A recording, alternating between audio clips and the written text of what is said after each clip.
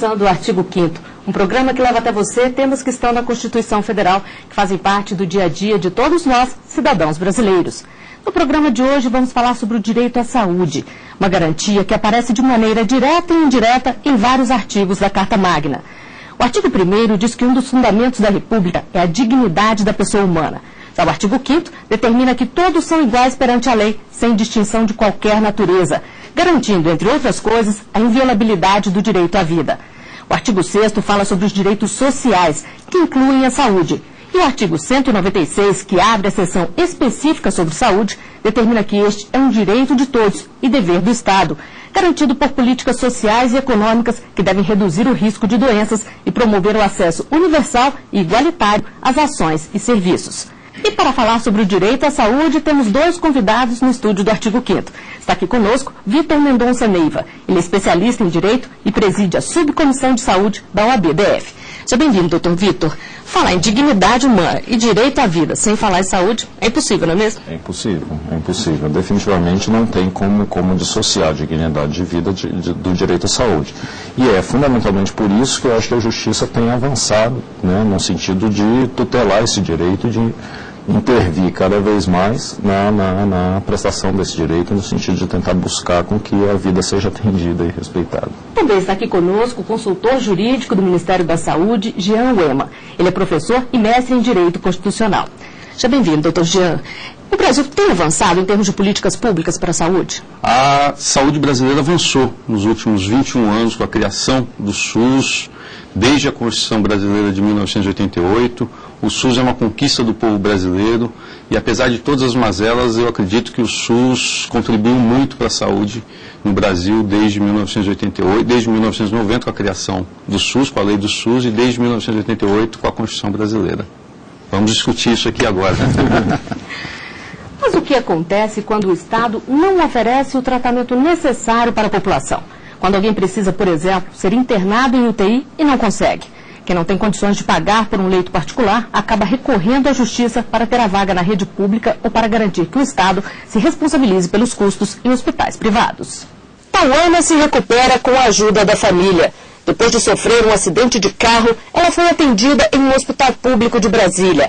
Pela gravidade dos ferimentos, deveria ser transferida imediatamente para a UTI, mas esperou 2 dias por uma vaga que só foi conseguida com a ajuda da Justiça. Como não havia vaga na rede pública, o governo teve que transferir Tauana para um hospital particular e arcar com os custos. Tauana ficou por 1 mês na UTI. A mãe fala que elas não teriam como pagar a conta. Uma estadia na UTI chega mais ou menos, que a enfermeira me falou, uns R$10 mil. Que é os medicamentos, remédios, o que é usado lá, né? Ela falou que mais ou menos assim uns 2 mil. Onde é que eu ia arrumar isso? Casos como o de Tauana são comuns. A falta de leitos em UTIs na rede pública leva muita gente a recorrer à Justiça. Pacientes com risco de morte ou de danos irreversíveis à saúde são prioridade. Esta defensora pública explica que o processo é aberto de imediato e a decisão judicial sai rápido. O maior problema é localizar hospitais que tenham vaga para receber o paciente. Isso realmente não pode ser um impedimento para o cumprimento de um direito garantido constitucionalmente. Mas a gente sabe que existe limitação. Eles têm um número de vagas que às vezes estão todos ocupados e aí dependem realmente da liberação de uma vaga na rede particular. Então muitas vezes não é por má vontade da central de regulação, mas é por falta de condições realmente de atender a liminar naquele momento. Então por isso que a gente também tenta localizar daqui. Foi fundamental, porque ela precisava de uma UTI, não tinha vaga em hospital nenhum. Aí tive que ir para a Defensoria Pública, né? Porque se eu não tivesse ido para a Defensoria, como é que seria?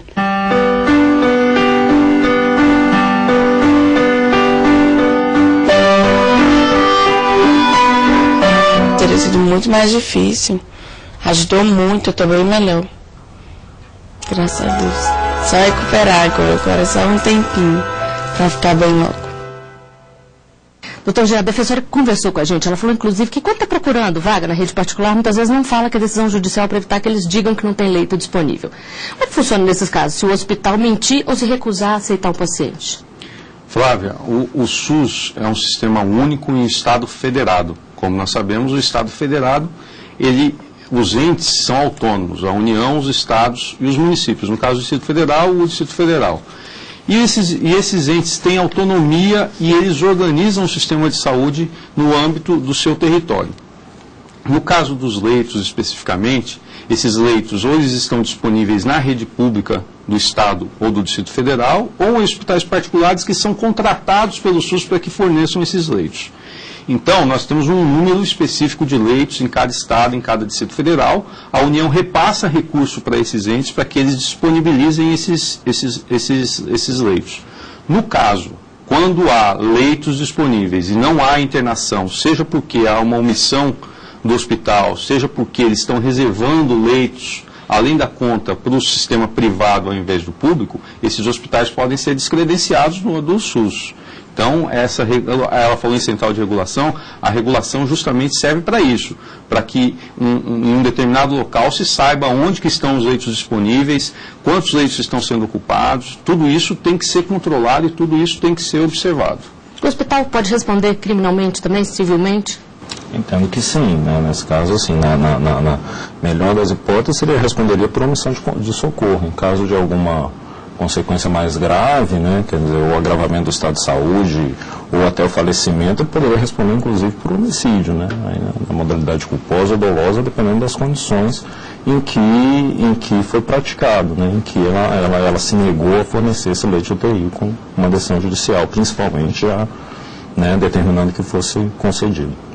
Agora, como é que o paciente que está em estado grave não encontra vaga na rede pública deve fazer? Ele pode ir direto para um hospital? Ele tem que esperar uma decisão da justiça? Como é que ele pode fazer, doutor?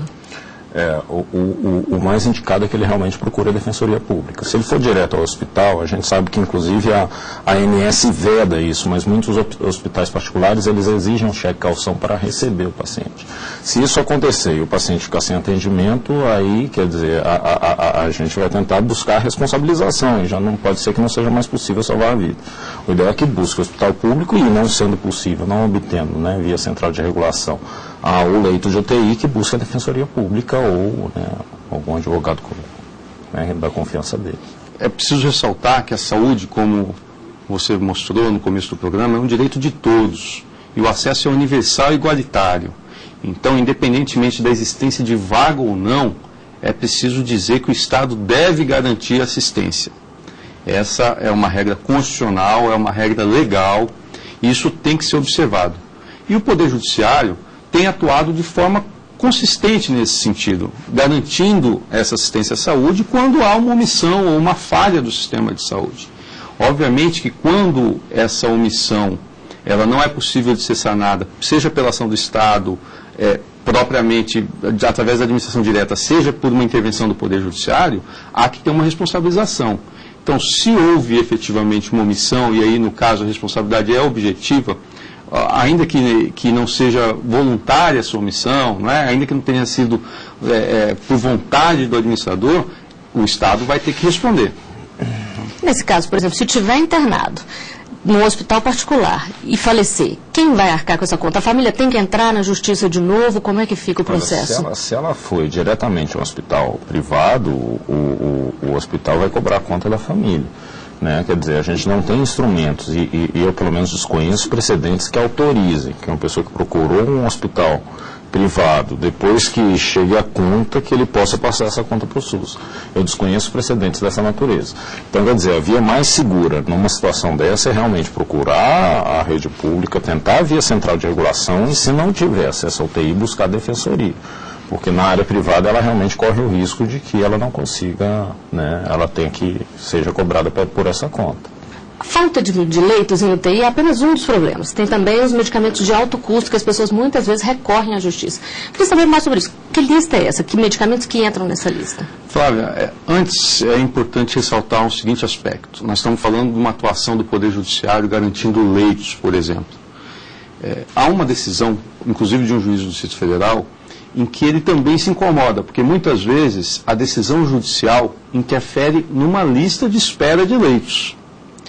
Então, sempre que nós falamos em decisões judiciais na área da saúde, nós temos que ter a dimensão positiva, porque ela está garantindo direitos constitucionais, ela está corrigindo a ação equivocada ou a omissão do poder público. Resolvendo um problema imediato. Resolvendo um problema imediato, mas, por outro lado, essa decisão judicial também está interferindo na organização do sistema.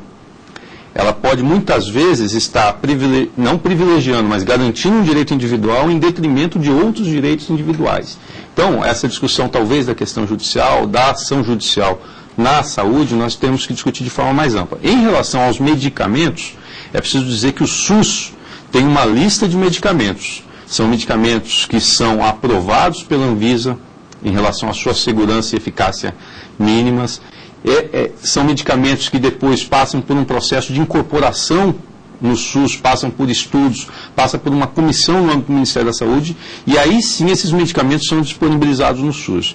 E o SUS, então, tem essa lista, e essa lista tem que ser fornecida ao público, todos os medicamentos constantes dessa lista de medicamentos. A interferência judicial, exatamente no sentido de assegurar direitos à saúde, ela foi extremamente positiva na tutela da dignidade de vida, mas ela traz consigo enormes desafios. Quer dizer, alguns anos atrás se entendia que a prestação de direitos fundamentais de natureza, né, que o Estado tivesse que prover esse direito, que isso era norma programática e que, portanto, a Justiça não pudesse entrar. Com o passar dos anos, essa jurisprudência mudou e a Justiça começou a assegurar, só que ela começa a se deparar com uma série de outros problemas. Quer dizer, por quê? Porque às vezes atender a quem buscou a justiça significa desatender aquele que às vezes numa situação pior não teve condição de buscar a justiça. Qual é a solução? O que eu tenho visto, e realmente o Conselho Nacional de Justiça tem tomado algumas iniciativas bastante interessantes nesse sentido, na busca de tentar botar todas as partes e as instituições envolvidas no sentido de conversar, se comunicar e buscar objetivamente o atendimento desses direitos, porque se todo paciente que precisar de UTI, ele tiver a sua UTI, não vai precisar de justiça para dar uma decisão judicial. Agora, a decisão judicial, ela tem que continuar, esse instrumento que é o recurso ao judiciário para garantir o direito à vida, eu acho que talvez tenha sido uma das mais importantes conquistas do nosso judiciário nos últimos anos, né? Isso eu acho que tem que ser valorizado, apesar dos contratempos e dos desafios que isso traz. Flávio, eu tenho dito que um dos aspectos mais importantes na área da saúde nos últimos anos foi a entrada dos órgãos de cúpula do Poder Judiciário nessa discussão, com força. E, a partir daí, nós temos visto que o Poder Judiciário ele tem estabelecido parâmetros para a ação judicial. O que nós preconizamos, o que nós defendemos, é que o juiz, ao julgar uma causa específica e individual, ele observe, naquele artigo 196 que nós falamos, que a saúde é um direito de todos, mas que continua garantido mediante políticas sociais e econômicas, e que tem que garantir o acesso universal e igualitário. E o Poder Judiciário, o Supremo Tribunal Federal e o Conselho Nacional de Justiça têm enfatizado esse aspecto nas suas recomendações, nas suas resoluções. O juiz tem que olhar o caso individual e observar a política que está estabelecida para atendimento daquele caso.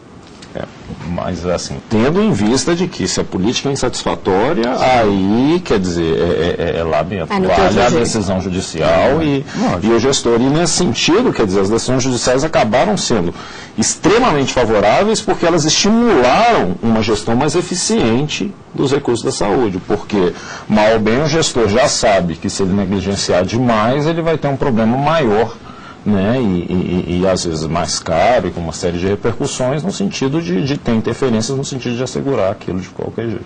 E em que estados a população mais recorre à justiça para ter acesso à saúde? É o que você vai saber no próximo bloco. O artigo 5º volta já.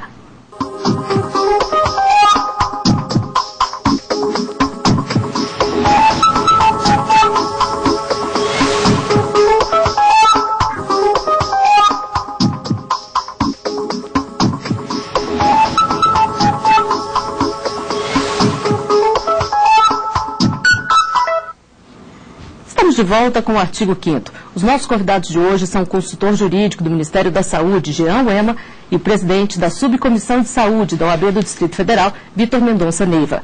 No programa de hoje, estamos falando sobre o direito à saúde. Dados do Conselho Nacional de Justiça, que desde o ano passado criou o Fórum Nacional do Judiciário para a Saúde, mostram que o Brasil tem mais de 240 mil processos nesta área. A maior parte deles é de reivindicações de acesso a medicamentos e a procedimentos médicos pelo Sistema Único de Saúde. Rio Grande do Sul, São Paulo e Rio de Janeiro são os campeões em reclamações. Mas até que ponto o Estado pode ser responsabilizado pelo pagamento de tratamentos e medicamentos de alto custo? O tema já foi motivo de discussão também no Supremo Tribunal Federal, que realizou em 2009 audiências públicas sobre o direito à saúde.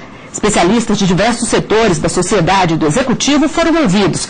A polêmica é se o Estado deve garantir o acesso integral à saúde dos cidadãos, mesmo que isso signifique pôr em risco os orçamentos e a responsabilidade fiscal, o que coloca em confronto a saúde como direito fundamental e a reserva do possível. Várias ações já foram julgadas pelo STF. O entendimento majoritário dos ministros é garantir o acesso à saúde, desde que seja comprovada a necessidade e a eficácia do tratamento. Doutor Jean, o que é essa reserva do possível, só para a gente entender melhor? A reserva do possível é uma tese que sustenta que os direitos, inclusive aqueles garantidos constitucionalmente, devem observar uma limitação. Qual a limitação? A capacidade do Estado de arcar com esses direitos. É uma tese que surgiu no Tribunal Constitucional da Alemanha, né, e que vem sendo discutida. No caso brasileiro e no caso específico da saúde, o Supremo Tribunal Federal já decidiu que não se pode argumentar no sentido da limitação orçamentária, da limitação fiscal para o atendimento do direito à saúde. É uma tese com a qual eu concordo, mas também nós devemos observar que há efetivamente uma limitação fiscal no âmbito da saúde. Nós temos um sistema subfinanciado. Com tudo que ele oferece, é um sistema subfinanciado no Brasil. Essa é uma discussão que nós temos que fazer. A questão da reserva do possível, ela parte do pressuposto de que, num ambiente democrático, é impossível que o Estado atenda todas as reivindicações de um cidadão.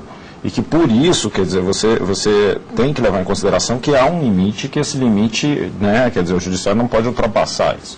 Com relação à saúde, isso não é aceito, primeiro, por causa da sua ligação com a dignidade da vida humana, e segundo, eu entendo também que até por causa de alguns sinais que o Estado brasileiro tem dado em relação a esse subfinanciamento.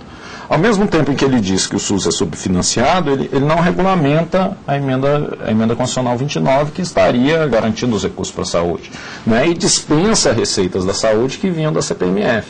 Então, quer dizer, é difícil para o cidadão aceitar, né, que o seu pleito relacionado à saúde não está sendo atendido, ao mesmo tempo em que o Estado brasileiro está dizendo que não precisa de mais recursos para a saúde através dessas, né, dessas medidas legislativas, e não regulamentar a emenda 29 e outros assuntos. Eu acho que essa é uma discussão que a sociedade tem que fazer. Eu vou dar um exemplo. No Ministério da Saúde, nós pagamos, desde 2008, para 7 pacientes que dependem de um medicamento de alto custo, cerca de 7 milhões e meio de reais para 7 pacientes. Isso impacta de forma muito contundente o orçamento da saúde, por exemplo, entre outros medicamentos. Quando a gente fala em subfinanciamento, nós falamos, obviamente, da regulamentação da emenda 29, sempre lembrando que a União já gasta todo o valor previsto na emenda 29, mas nós falamos de novas fontes de recursos. Para dar um exemplo, um estudo do IPEA recente mostra que de 30 países, foi feita uma pesquisa com 30 países, pegou o gasto de saúde com esses países e se fez uma média. O Brasil gasta 15% dessa média com saúde. E é preciso dizer o seguinte, com países com mais de 100 milhões de habitantes, nenhum deles tem um sistema público, universal, gratuito, como o sistema brasileiro. Nós falamos que o SUS tem falhas, é verdade que o SUS tem falhas, mas o SUS tem muitas qualidades. Quando nós falamos todos usam o SUS, inclusive aqueles que têm plano de saúde, nós temos que lembrar que o sistema de vacinação, por exemplo, todos vacinamos as nossas crianças no SUS, a vigilância sanitária é feita e todos somos atendidos pelo SUS. Média e alta complexidade, muitas vezes aqueles que têm plano de saúde também são atendidos pelo SUS. Então, nem Índia, Paquistão, Estados Unidos, nenhum desses países tem um sistema público, universal, gratuito como o sistema brasileiro. É uma conquista do povo brasileiro, então nós temos que discutir a questão do subfinanciamento, que passa, concordo com o Vitor, pela regulamentação da emenda 29. E é preciso dizer que não foi o Poder Executivo que não quis foi uma decisão soberana do Poder Legislativo, mas que infelizmente foi uma decisão tomada que retirou muito dinheiro da saúde e nós temos que voltar a discutir essa questão do subfinanciamento. Assim, eu concordo com o Jean no sentido de que o fato de não se aceitar o limite do financeiramente possível não significa a inexistência de limite algum, ou que esse gasto pode ser feito de qualquer forma, ou eventualmente se você está mandando pacientes para o exterior para para fazer tratamento, porque isso está impactando os outros que não buscaram o judiciário, que às vezes aí você tem todo um problema relacionado ao próprio acesso à justiça. Isso aí sim. Agora essa discussão, por exemplo, quer dizer, se a gente está gastando 15% do que a média dos outros países gasta, isso mostra que há, de fato, uma falta de vontade política. E para o cidadão, o fato da União gastar a sua parte não é o suficiente. Na verdade, ele quer também que os estados gastem, e a gente já teve precedentes de alguns estados lançarem um plano de saúde dos seus servidores como gastos de saúde. Entendeu? E esse tipo de coisa, esse tipo de distorção que acontece tanto em estados e em prefeituras, justifica muitos dos problemas que acabam levando à judicialização da saúde. E este é um tema que preocupa a população. Quem depende da saúde pública não está nada satisfeito. A equipe do Artigo 5º foi conferir as opiniões nas ruas. Eles têm que analisar, ter uma consciência que é prioridade a saúde para o povo brasileiro. Quem precisa da saúde é eu, né? Se não tiver recurso para cuidar, aí o que acontece? Vai morrer de graça. O cara não tem condição de pagar um plano de saúde, cara, aí não tem jeito. Fazer o quê? Passa muito aperto, porque eu mesmo já sou prova disso, porque eu já fui no hospital várias vezes, não consegui atendimento. Eu tenho um parente que está internado que vai terminar morrendo porque não vai ter condição para ele, de jeito nenhum. Depende do UTI, você vai na justiça, não adianta, o juiz de dado não tem leito, não tem nada. Tudo vai comprar hoje, a gente paga imposto, mas não tem nada de volta. E aí, onde é que nós ficamos? Arrecada bastante imposto aí durante o ano e a gente não vê resultado para a população brasileira, que realmente eu acho uma falta de respeito mesmo. Bom, a população tem mesmo razão de reclamar, doutor Vitor? Tem razão de reclamar e, assim, é importante colocar, por exemplo, principalmente quando se está tratando de UTI, as reclamações são legítimas. Quer dizer, aqui em Brasília, por exemplo, 80% dos casos, né, de judicialização das questões de UTI estão relacionados à neurocirurgia e a trauma de cabeça e coluna. Quer dizer, se não reclamar, realmente, assim, quer dizer, a perspectiva de solução daquilo que ele precisa é pequena. Reclamando que as políticas sociais vão avançar, com as decisões judiciais corretas que vão apontando os erros. Agora, eu volto a ressaltar, o SUS é um sistema único, brasileiro, é um patrimônio nacional que realiza muita coisa no âmbito da saúde pública no país. Mas por que, então, cada vez mais pessoas têm plano de saúde? Esse é um debate fundamental. Nos últimos anos, o Brasil tirou cerca de 35 milhões da pobreza absoluta e levou para a classe média. Isso é como se um Canadá todo fosse tirado da pobreza absoluta e fosse levado para a classe média. E está em disputa esse mercado. Os planos de saúde querem que essas pessoas com plano de saúde. Quando os planos de saúde não são uma garantia de saúde adequada. São os campeões de reclamação, pedem apenas para telefonia no âmbito do PROCON. Então, é óbvio que o sistema público tem deficiências, né, tem muitas falhas, tem muitas omissões, precisa de mais recursos, né, precisa de melhorar a gestão, e a gente tem trabalhado nisso, criando novos mecanismos de gestão, mas também é verdade que o sistema público de saúde atende com qualidade em diversos aspectos. Essa questão relativa ao plano de saúde, é importante colocar que quando a gente está falando de saúde, normalmente a gente está falando de muitos recursos e tem muitos interesses envolvidos. Então, o que a gente vê objetivamente é que há certos grupos, né, de pressão em grupos políticos realmente não interessa que o SUS funcione adequadamente. Então, quer dizer, é importante a gente ter essa dimensão da necessidade de fortalecimento do SUS. Porque quanto melhor o SUS, talvez menos necessário se façam os planos de saúde.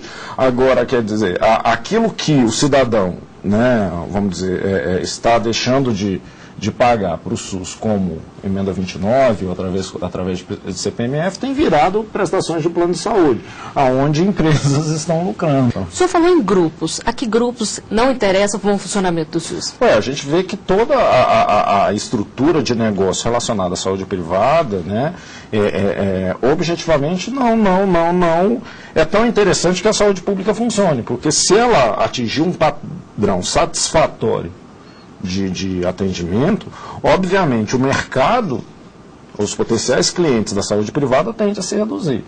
Né? Então, a a gente, como o Jean falou, quer dizer, a não regulamentação da emenda 29 não foi uma decisão do Poder Executivo, né, segundo ele colocou aqui, foi uma decisão do Congresso, né, ter aberto mão dos recursos da CPMF também foi uma decisão do Congresso. Obviamente que, se essa foi uma decisão que se deu lá, há representantes de parcelas da população que tomaram essa decisão. Né? E essa decisão acabou por, de certa forma, agravar ou dificultar muito a prestação do serviço à saúde e o atendimento, né, do SUS. Agora, doutor Jean, o que pode ser feito para regulamentar a emenda 29? A regulamentação da emenda 29, na Câmara dos Deputados, só falta uma votação, e ela deve ser feita ainda nesse semestre. É preciso dizer que, obviamente, nós abrimos mão de um recurso importante com a CPMF, mas também há na sociedade uma percepção, e que é real, de que nós pagamos muito imposto. E é verdade, nós pagamos muito imposto. Então, nós temos que associar o debate de novas fontes de financiamento para a saúde com a melhoria da gestão. E é nisso que nós estamos empenhados no âmbito do Ministério da Saúde. Nós queremos demonstrar que é possível fazer mais com o que nós já temos, mas que nós podemos avançar muito mais, garantindo mais saúde e qualidade, se nós tivermos novas fontes de financiamento a partir dos novos modelos de gestão que nós queremos implantar. Nós queremos implantar um modelo de contratualização entre União, Estados e municípios, que nós queremos passar de um sistema de controle de recursos tão somente, para um sistema de controle de recursos e fixação de metas, de resultados. Recentemente, a presidenta baixou o decreto 7508, que vem regulamentar esse sistema de contratualização entre os entes, para que nós possamos cobrar tanto a aplicação correta dos recursos, como também o atingimento de metas, de resultados específicos na área da saúde. Agora, é importante colocar que essa discussão da eficiência do Estado brasileiro, não adianta a gente analisar a questão da saúde só do ponto de vista da gestão da saúde. Existe um problema de gestão dos recursos do Estado brasileiro como um todo, né, que precisa ser otimizado, e que essa é a grande causa da nossa alta carga tributária. Né? É importante o quê? Que a sociedade se assenhore desse debate, para que isso vá interferir, seja do ponto de vista da mobilização, seja do ponto de vista das eleições, né? Quer dizer, numa composição que seja mais favorável a um Estado que atenda de forma mais adequada o direito à saúde, o direito à educação e todos os outros direitos que nós temos. Bom, nós estamos chegando ao final de mais um Artigo 5º. Dr. Jean Uerma, Dr. Vitor Neiva, eu agradeço a participação de vocês aqui conosco, e a gente se vê na semana que vem. Até lá.